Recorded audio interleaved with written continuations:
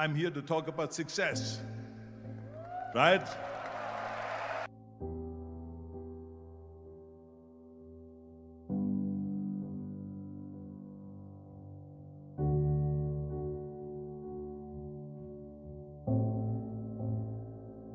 The first rule of success is to have a vision. You see, if you don't have a vision of where you go, and if you don't have a goal where you go, you drift around and you never end up anywhere. It's like you can have the best ship in the world, you can have the best airplane in the world. If the pilot or the captain doesn't know where to go, it would just drift around. It would not end up anywhere, or most likely in the wrong place. So I was very fortunate that I stumbled on my vision. I mean, as you know, I was born in 1947 in Austria after the Second World War. And I didn't really like Austria when I grew up. I couldn't wait to get out of there. I couldn't see myself becoming a farmer or a worker in a factory or anything like that, even though my parents wanted me to stay there and have a normal life. My father wanted me to become a police officer like he was. My mother wanted me just to stay there and marry a girl with the name of Heidi, hopefully, and have a bunch of kids and run around like the Van Trapp family in The Sound of Music. But that was their vision, not mine. My vision was totally different. I felt that I was born for something special, for something unique, for something big. Do you know how great it felt that I knew where I was going? Imagine the majority of people don't know where they're going. When you have a goal, when you have a vision, everything becomes easy. Because remember that in America, for instance, when you study, you will see the percentage of people that like their jobs. 74% hate their job in America. Now, there is not much different when you come to Europe. The majority of people don't like what they're doing because they're really not doing it because they didn't have a goal and they followed this goal. They just aimlessly drift around, and then all of a sudden there's a job opening, so they get that job because you have to work. But then when you work, it's a chore. It's work. It's not fun. So if you think about, only a quarter of the people really enjoy what they're doing in life. That is unbelievable if you think about it. So I felt so blessed that I knew what I was doing. It's like a medical student that studies and knows he wants to become a doctor. You know where to go. So I knew where to go. So people always ask me, when they saw me in the gym in the pumping iron days, they say, why is it that you're working out so hard? 5 hours a day, 6 hours a day, and you have always a smile on your face. The others are working out just as hard as you do, and they look sour in the face. Why is that? And I told people all the time, I said, because to me, I'm shooting for a goal. In front of me is the Mr. Universe title. So every rep that I do gets me closer to accomplishing that goal, to make this goal, this vision turn into reality. Every single set that I do, every repetition, every weight that I lift will get me a step closer to turn this goal into reality. So I couldn't wait to do another 500-pound squat. I couldn't wait to do another 500-pound bench press. I couldn't wait to do another 2,000 reps of sit-ups. I couldn't wait for the next exercise, for the next half hour of posing and all the kind of things that you have to do to be a champion. And with the age of 20, I went to London and I won the Mr. Universe contest as the youngest Mr. Universe ever. And it was because I had a goal. So let me tell you something, visualizing a goal and going after it makes it fun. You got to have a purpose no matter what you do in life. You got to have a purpose. So that's rule number one, have a vision. Rule number two is, don't listen to the naysayers. Don't listen to the naysayers.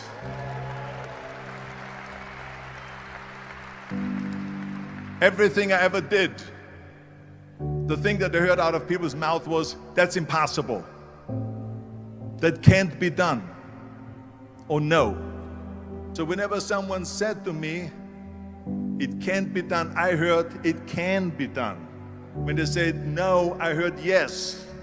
And when they said it's impossible, I heard it is possible. I'm a strong believer of what Nelson Mandela said, that everything is always impossible until someone does it. Well, I'm gonna be the one, I said to myself, I'm gonna do it and I'm gonna show it to them. Maybe it has never been done before. That's perfectly fine with me. But I'm gonna do it. And I did not listen to the naysayers. The next thing, the third point that I'm gonna make to you is, before we sit down with Jürgen and talk about the rest of the three, is work your ass off.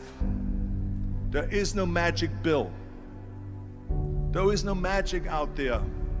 You cannot get around. You have to work and work and work. And it drives me crazy when people say they don't have enough time to go to the gym for 45 minutes a day and work out.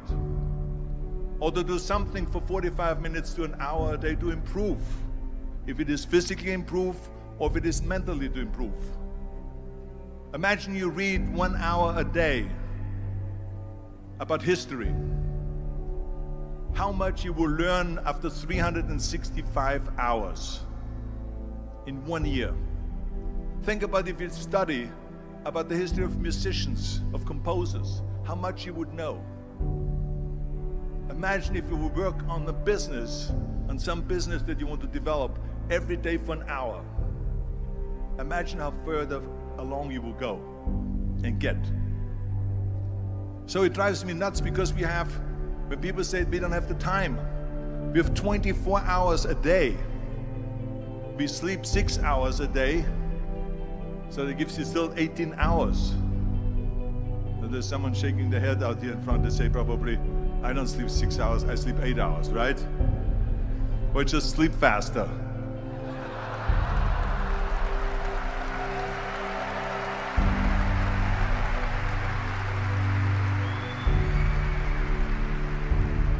So we have 18 hours a day.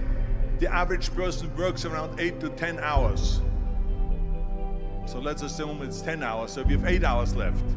Then you travel around an hour a day, maybe 2 hours a day. So now you have still 6 hours left. So what do you do with these 6 hours? What do you do with these 6 hours? Then we eat a little bit, then we schmooze a little bit, talk a little bit to people and all that stuff. But you can see how much time there is available if you organize your day. So you got to work hard. I mean, let me tell you something. When I went to America, I went to college. I went and worked out 5 hours a day. And I was working on construction. Because in those days in bodybuilding, there was no money. I didn't have the money for food supplements or anything. So I had to go to work. So I worked on construction. I went to college. I worked out in the gym, and at night from 8 o'clock at night to 12 midnight, I went to acting class 4 times a week. So I did all of that. There was not one single minute that I wasted. I became very friendly with Muhammad Ali in the 70s. And Muhammad Ali worked his butt off. And I saw it firsthand. And I remember that there was a sports writer that was there in the gym when he was working out and he was doing sit-ups. And they asked him, how many sit-ups do you do? And he said, I don't start counting until it hurts. Now think about that. He doesn't start counting his sit-ups until he feels pain. That's when he starts counting. That is working hard. And so you can't get around the hard work. It doesn't matter who it is. As a matter of fact, I believe what Ted Turner said, work like hell and advertise.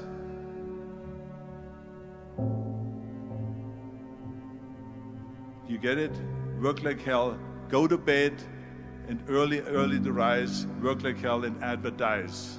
So you work your ass off, and then you let the world know about your work. That's what it is all about. Let people know. If you have a company, if you have a movie, if you do sports, work your ass off, but then advertise and let everyone know. I hate Plan B. And I tell you why. Because we have so many doubters, as I've said earlier, the no-sayers. We have so many of those people that say no and you can't do it, it's impossible. That is okay because we just turn off, as I said earlier, and we listen and we hear the no being a yes. You can't do it, you can do it, and all of that. So that is possible to do that amongst all the negative people around you. But when you start doubting yourself, that's very dangerous. Because now what you're basically saying is that if my plan doesn't work, I have a fallback plan, I have a plan B. And that means that you start thinking about plan B, and every thought that you put into plan B, you're taking away now that thought and that energy from plan A.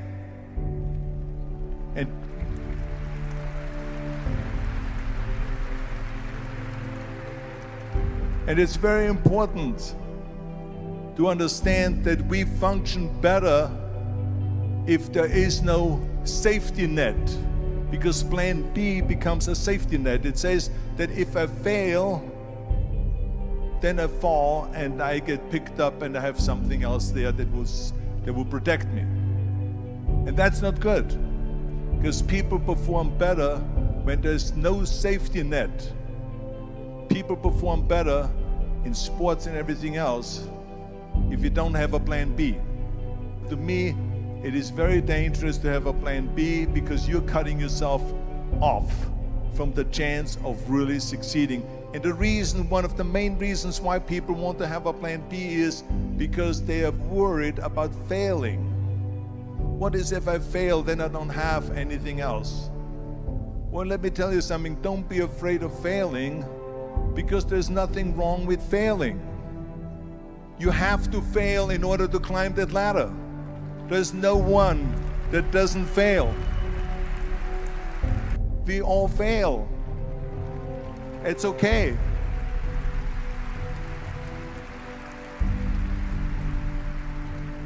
What is not okay is that when you fail, you stay down.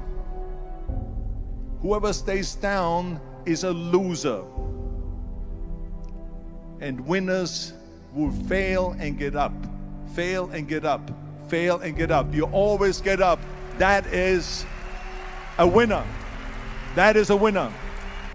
Hey, we all lose. We all have losses. This is okay. And this is why I say don't be worried about losing, because when you're afraid of losing, then you get frozen. You get stiff. You're not relaxed. You got to be, in order to perform well in anything, if it's in boxing or if it is on your job or with your thinking, is only happening when you relax. So relax. It's okay to fail. Let's just go all out and give it everything that you got. That's what it is all about. So don't be afraid to fail. This is one of my 6 rules to success. You can only feel complete as a person if you think about what can you do for your fellow member around you that maybe needs help. I felt like that everyone has a different motivation why you get into that. I was an immigrant going to America, and I saw how America was the most generous country in the world. I mean, they opened up their arms to me, they helped me, they invited me for Thanksgiving dinner. The people, they brought me, the bodybuilders in the gym brought me plates to my apartment because I had no plates, I had no silverware, I had no bedware, I had no pillows, I had no blanket, I had no TV, I had no radio, I had nothing. They brought it to my apartment. They helped me. And I saw that firsthand, this generosity in America. And I said to myself, as an immigrant that is being embraced with open arms, that I need to go and make sure that I give something back.